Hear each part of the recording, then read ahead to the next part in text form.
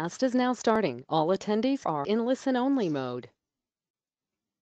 Hello, everyone. Welcome to the September edition of the X3 Consultant Roundtable. We're so glad you joined us. We've got an exciting session scheduled for today, and let's get started.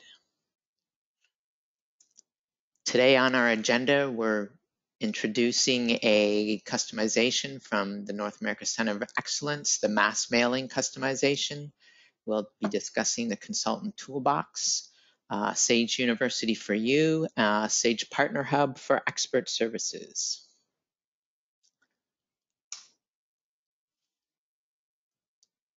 Scott, do you want to begin?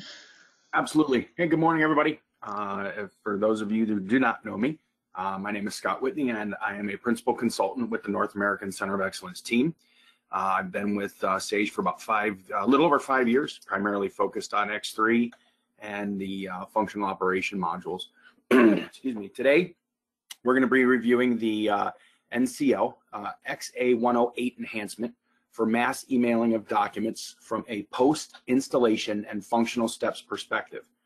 There are two separate documents that accompany the enhancement, which will be sent out with the general release, and that's the installation guide and a user guide. So Sage X3 has, as you know, the necessary tools to be able to email reports to recipients. Users can set up workflows to determine which reports are to be emailed, as well as who will be receiving those emails.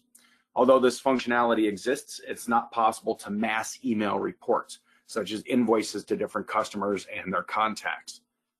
Customers need the ability to email certain documents as individual items to their business partners, whether those are customers or suppliers, in mass, attaching the document as a PDF.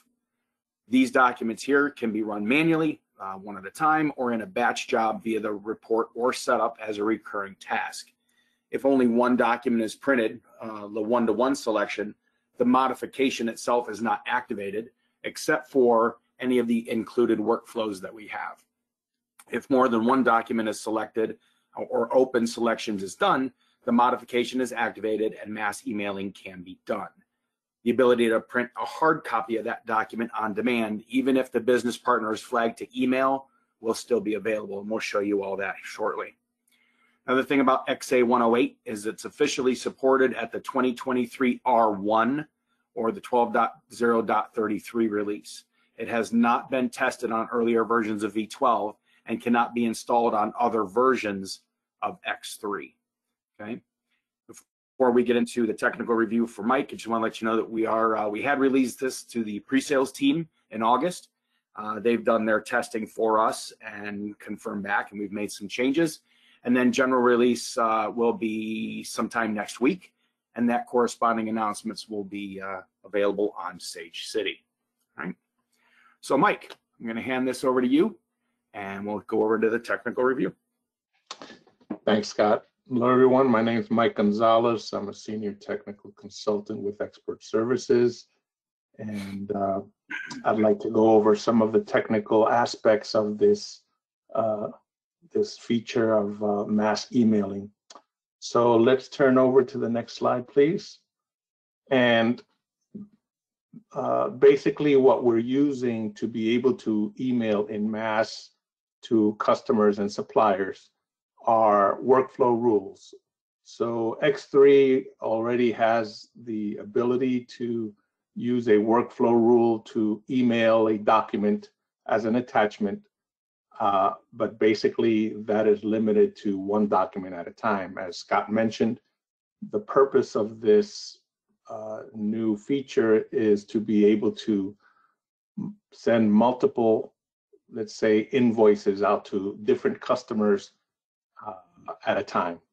And so in order to do that, what we've done is we've created some new workflow rules that are attached to those documents. So as of now, as you can see on the screenshot here under the workflow rule description, we have 5 reports that we've created workflow rules for. And as we see here on our slide, The workflow rule, in order to be able to trigger a report to be sent as an attachment, the workflow rule has to have an event type of miscellaneous, and also the event code has to be ERP. Okay, by using that combination, X3 knows that this workflow rule will only be triggered when you want to email a document as an attachment. So what we've done as well is in the workflow rule, you'll notice there's a field there called data model. In this case, you're seeing the workflow rule for the sales order acknowledgement, and the data model is XABPC-SOH. And the reason why we've populated that field and we've created a data model is so that we have access to data that is necessary for us to determine what email address to use when we send out this report.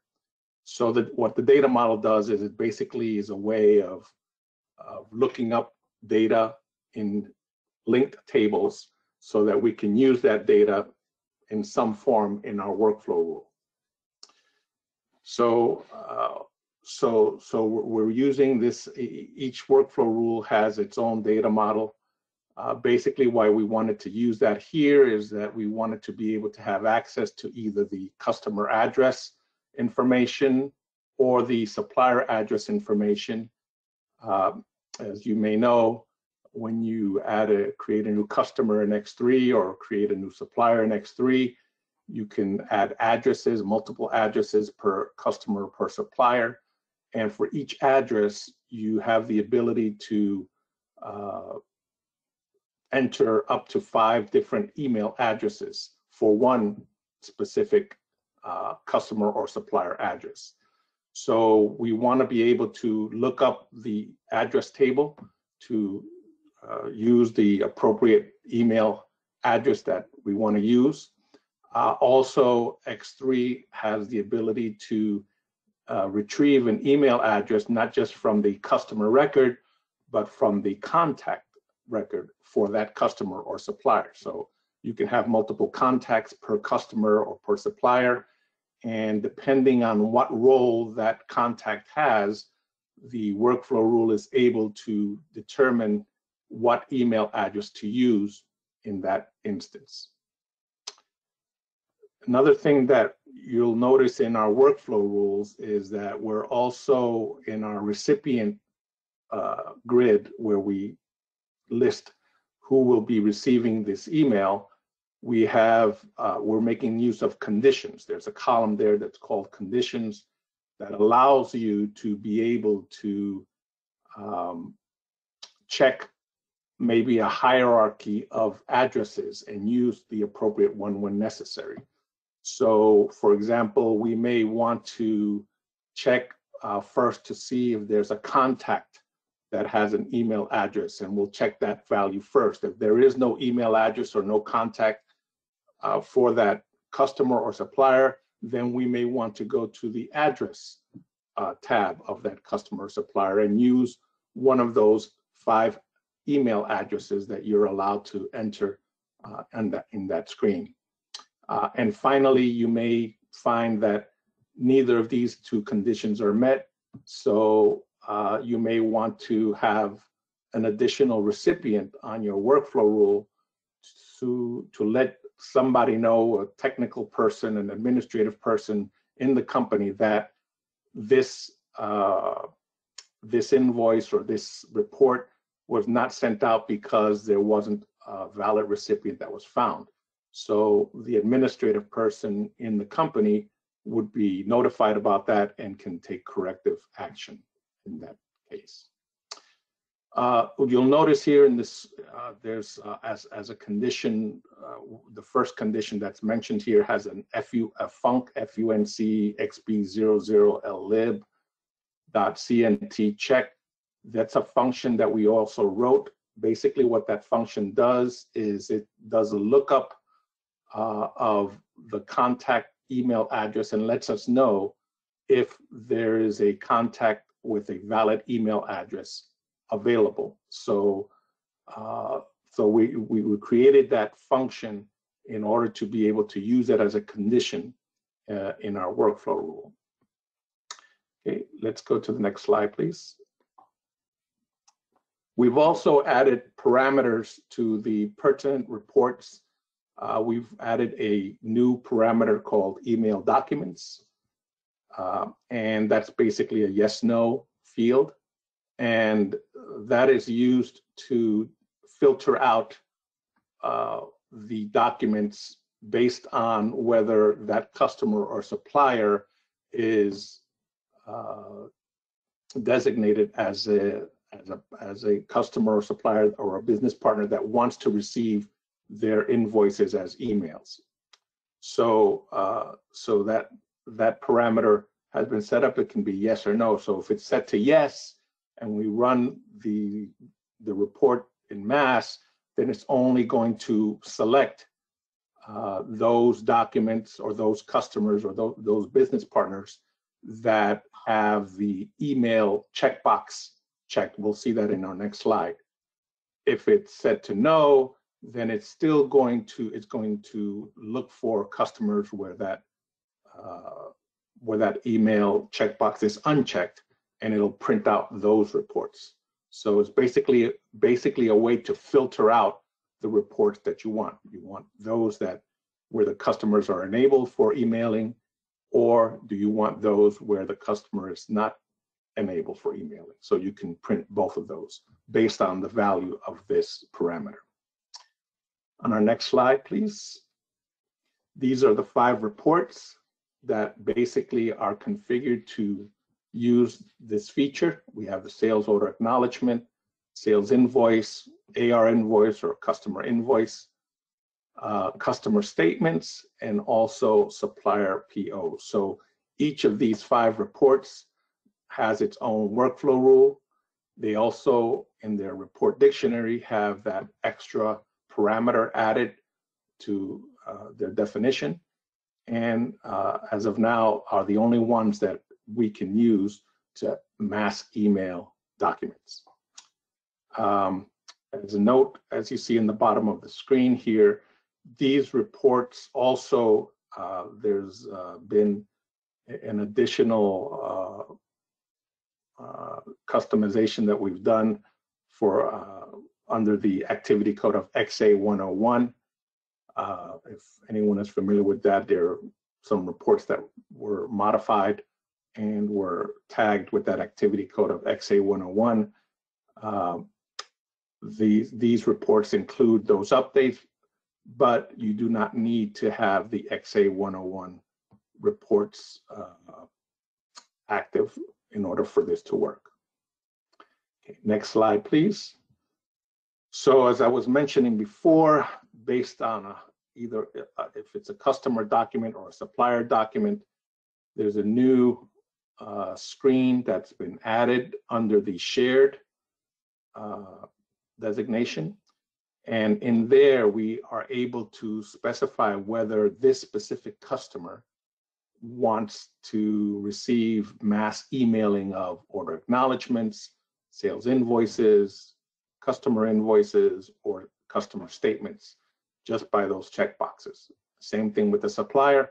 If we want to say this supplier wants to receive their purchase orders via mass emailing, then again, we would check the email PO document checkbox on that supplier. Okay, so that parameter that we spoke about before, that email documents parameter that's on the report dictionary, looks at these values to determine whether or not to skip those documents for this customer or supplier, or whether to send them out. The only way that they're going to be able to receive via mass emailing is if they have these checkboxes checked for the pertinent document that they are looking to receive. And basically, that's a short summary of the technical aspects of this feature. Let's turn it back over to Scott. Awesome. All right. So couple of things that we're going to go through here. Let me switch over to organizer, and then I'm going to show screen, and we're going to do this one. All right, Clark or Mike, let me know if you can see X3. I'm seeing a Word document. Oh, you're seeing my Word document down here already? All right, well, let's do this. How's that? I'll get rid of it. Got it now. That's even better. All right, so let's run through a couple of things real quick that that Mike was talking about. First one is customers. All right, so we'll go through. You've already seen the workflows. You know that the XA workflows are base for the modification. Any one of the customers. This is the shared tab that Mike was showing you here. Obviously, you can see the radio buttons need to be active if you want the customers to receive emailed invoices, statements, or acknowledgments. We also have the same thing for your suppliers. So just want to make sure we cover and show that real quick. And that one's basically just for emailing the PO acknowledgement form. Okay. So the other thing that we want to talk about, we're talking about the batch process for each one of the reports. Those are set up, and you can set those up for recurring task for each one. So we've got the XA batch email acknowledgement showing here. The one thing that you want to do is make sure in your parameters that you have the email document set to yes, and the destination has to be MES PDF, which is your message of PDF. This combination of yes and preview will not work. So it's yes and making sure your message PDF is active. Okay. SOs are your basic sales order acknowledgements. We'll push through. We want to pull up the query submission. So I'm going to show you that we already created 3 different sales orders. We're going to ship them in mass for this specific query. We're going to run AIMP just like we were running this in a batch task for the English reports. We'll go ahead and validate that. Once we come through here, we want to put our order number range in. We don't have to do this. This will automatically pick up in your workflow, in your batch task. We will switch this to yes, and this needs to be MES PDF. Okay, and then we just hit print. Query transmitted to the server. We can see that here. We can see that in query management. And you can see AIMP is in progress. Once that process is through, your emails will push through. And we'll bring this back to you. And you'll receive emails that look like this. Right? So your body of the email will show the recent order with the order number, the customer number, any additional information, date and time it was sent. The report itself, we can open up. Let's do this here, and we'll pull this. All right, come on now. There we go. Good Lord, Scott. This mouse is crazy. So body of the email and report will show. I just wanted you to show that here, making sure that you get the newly formatted reports. Okay. All right, Clark, let's go back to the presentation, if you will. All right. Just taking back the screen control. Sure.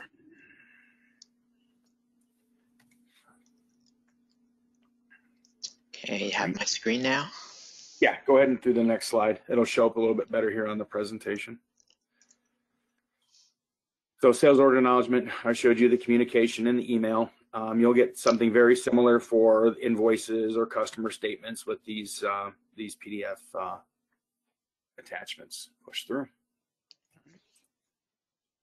And let's go to the next slide. Now, XA 109. So that's it for XA 108. That's basically, it's a real quick, great little customization that we've done as as a team for you guys. Mike mentioned too XA 101, which is all of our newly updated reports. That is an add-on that's available, and would love you to have it. But again, you don't need it for this XA 108 because those reports are already included in the add-on. For XA 109, the next thing we're going to work on is an auto email of sales invoices. So this will be an add-on customization for the automatic emailing of those sales invoices once they are posted. So the business requirement itself really was the customers need the ability to auto email an invoice to their customers when they post an invoice to the sales invoice function.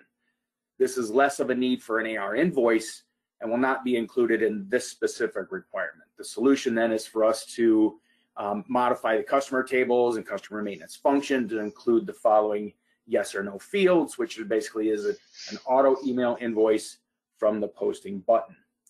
This development is on the horizon, so it's going to be happening quick, I'd say very soon, but it will begin after preventive maintenance phase 2 is complete. So we're hitting PM phase 2, and then we'll dive right into XA 109. All right, Clark, I think that's it. Any questions?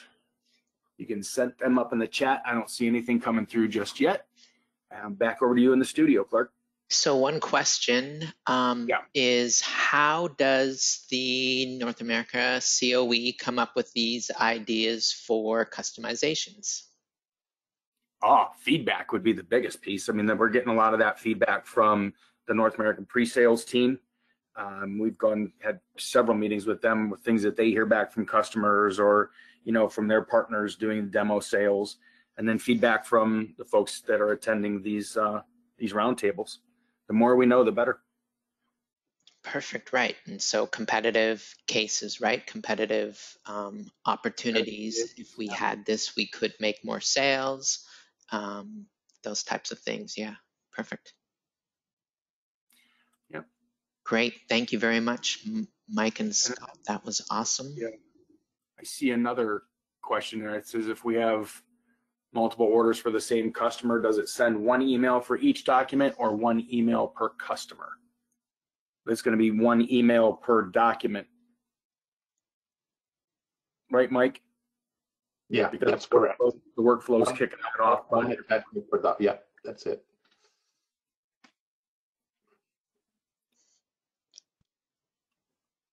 I think that's all I see is just the one. Great. Great. Thanks, guys. Yep. Thank you, Clark. So when I was so excited to introduce today's session, I forgot to introduce myself. For those who don't know, my name is Clark Haskins. I'm a Principal Expert Services Consultant specializing in distribution and manufacturing with the NACOE.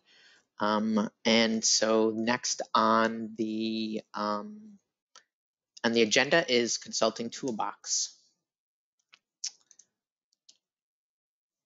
And so Consulting Toolbox, Listening Skills Part 2. What did you say? Today we're talking about tips for effective listening. Now previously we talked in last month's session, we discussed why develop effective listening skills.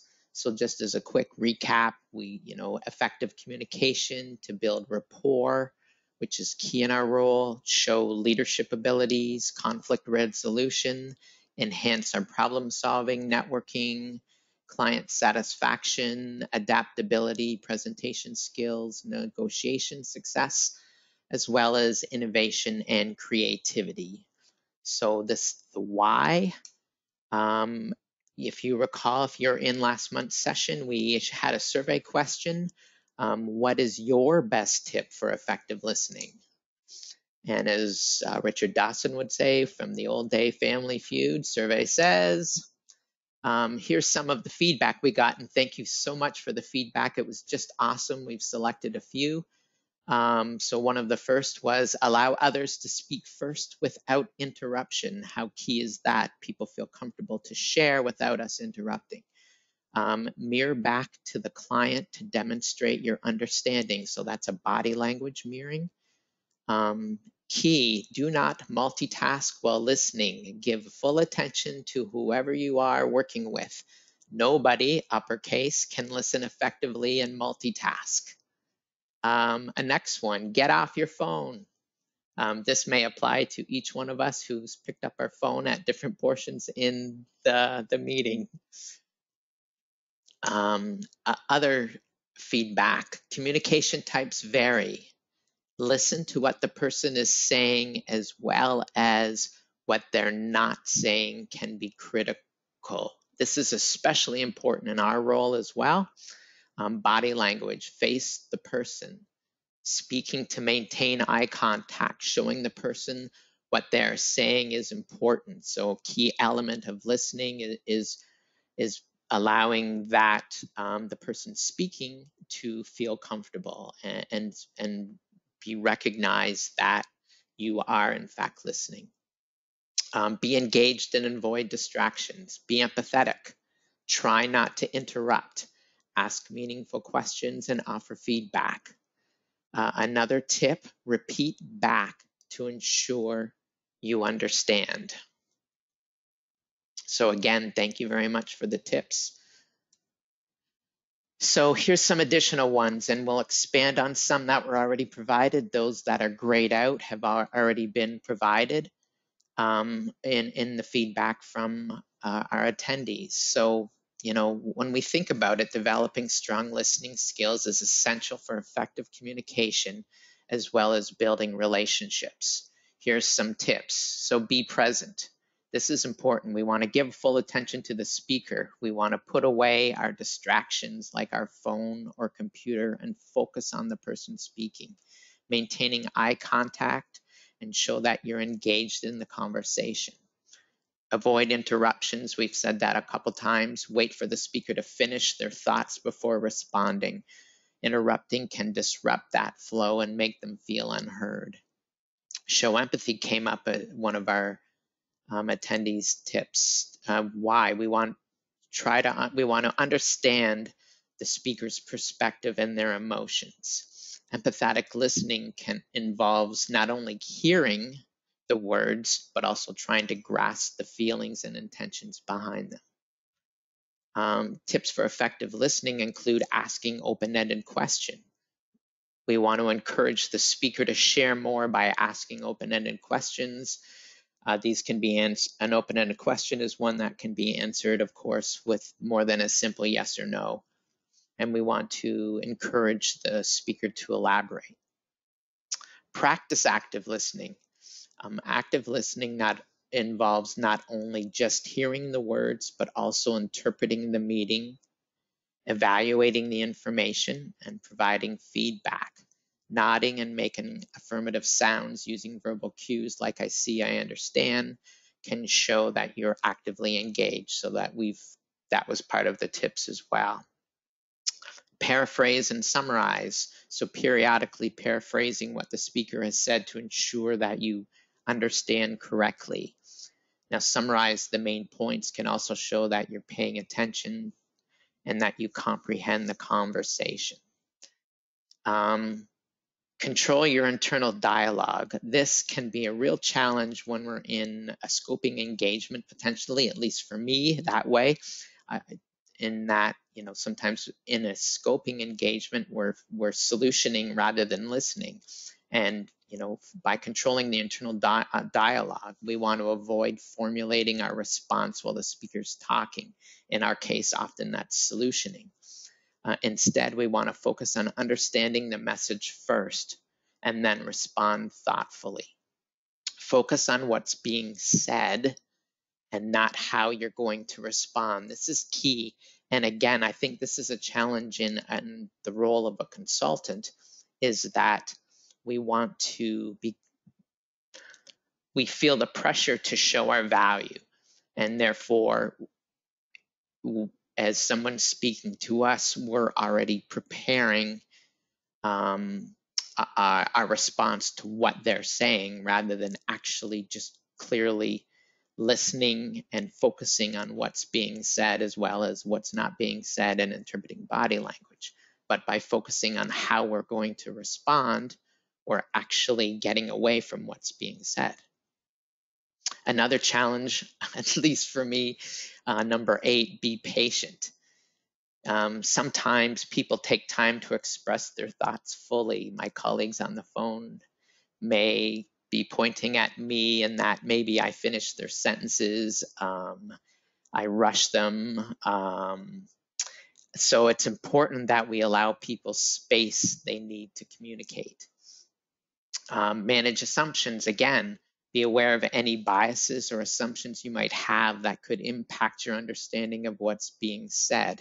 We want to approach the conversation with an open mind.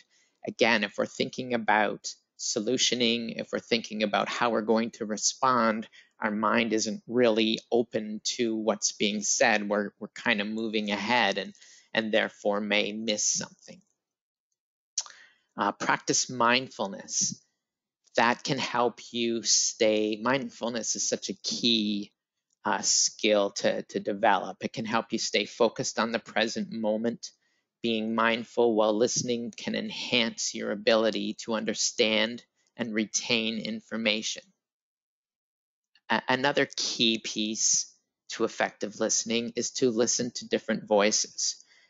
By making an effort to listen to a variety of people speaking, we get different perspectives, we pick up different tones, different dialect, and it helps us build our listening skills. It helps broaden your understanding and improve your overall listening feedback. Another key tip is to seek feedback. Ask friends, family, or colleagues for feedback on your listening skills. Now, a caveat here, if you choose to ask your significant other about feedback and it's not positive, don't blame us for suggesting you to do that. So that feedback might offer insights on areas you can improve upon. And I know personally, as I've been preparing these sessions over the last 2 months, it's kind of forced me to focus more on conversations I'm having, putting the phone away, making eye contact, following all these tips. So by seeking that feedback certainly helps with that. Another aspect, of course, is practice regularly. Like any life skill, listening improves with practice. It's a muscle memory sort of thing. Engage in conversations with the intent to listen actively and attentively. And the key piece is, just like any skill, is that improving your listening skills does take time and effort. By consistently applying these techniques, you can become more effective, empathetic listener, which will benefit your personal and professional relationships. So very key there. And then resources. There is a plethora of resources available out there. So many that for me to pick one or few to identify that you can use, what I did rather is that, allow you to look it up yourselves. There's many resources available through LinkedIn Learning. There's many articles available through things like Harvard Business Review, Mind Tools. You can go onto YouTube and get many tips for effective listening. There are several TED Talks on effective listening and more. Just an internet search will give you an endless list of different areas in which you can pick up tips to improve this skill. And so listening is such a valuable skill. We are in such a fast-paced world filled with interruptions and distractions. By further developing our listening skills, it's that one small thing that can actually make a big difference in our role, in our life, with our relationships, customer relationships. Such a valuable skill that is often overlooked. And so we encourage you to think about things that will help with your listening skills. Follow that tip of putting that phone away, especially during your remote meetings, and really develop that skill. The return will be very, very high. Next up, we have the What's New section. Scott. Awesome. Next slide, please. So just want to make everybody aware, if you haven't seen it already, 2023 R2 release is coming soon. The Sage University sessions have been out there and scheduled for the English version of the release. That'll start on November 30th. There is a 3 a.m. and a 10 a.m. Eastern Standard Time session for that. And then the region, the French and the Spanish regions will be following back in December. Coming soon to a theater near you, we will be presenting these as a separate region. So the global rollout and the global presentation will still be going forward on their English presentation for the initial rollout, and then we will do a North American presentation and have that for you available just after that. So we're not going to do it for 2023 R1 or 2, but we are going to go out with 2024 R1. So look forward to presenting for you guys in the future. Go ahead, next slide. Now, talk just as we always do, cover a little bit for Sage University. You'll notice that you do have a handout as we started last month. Go ahead, Clark, for our expert workshops. But in your partner learning program, make sure you can go out and always take a look for your Sage partner training, whether it's the core training, any additional learning, or advanced learning that we talk about for expert workshops. That is highly recommended. We've gone through, Clark and I and Jason, the team have gone through quite a few of those and just find the information extremely useful. All right, go ahead to the next one. So if you want to go out to your calendar and do a global search, you can search there or in your calendar of courses, search for X3 Expert, Expert Workshop, Knowledge for your Knowledge Bites. It'll clear out your calendar and give you those specific courses that are available to you. Go ahead.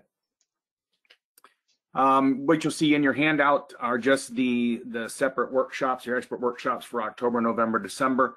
I thought this was a better way to get that information out to you rather than just updating slides. So a lot of great stuff coming out in the next few months. So please, please, please get out there, take a look and register for those classes. We have a lot of great instructors that do a tremendous job at putting these on for us. Go ahead. Knowledge Bite sessions, you see quite a few coming up October, November, December. Navigating tips and tricks is a great one. Lots set up for sales commissions, query tools, intercompany, intersite transactions. Patching will be a great one for technical, and then setting up and using allergens coming in December. So make sure you get out to those calendars. Go ahead. And then ISV training, so procession, wonderful job that Roosevelt and Elizabeth and the team put together. They had some great training. I don't know if you guys have gone through that or not yet, but it is very valuable. It gives a lot of insight into just the formulation piece and then quality control, R&D, SDS type stuff. Those are, again, October 18th and December 13th. Go ahead. And that's that. Upcoming sessions, go ahead for the next slide. So for you, for your expert services page for Consultant Roundtable, you can see on expert services, easy as 1, 2, 3, right? So you've got, go ahead on expert services on the Partner Hub. Every Consultant Roundtable happens every third Friday of each month. The next one for us will be October 20th.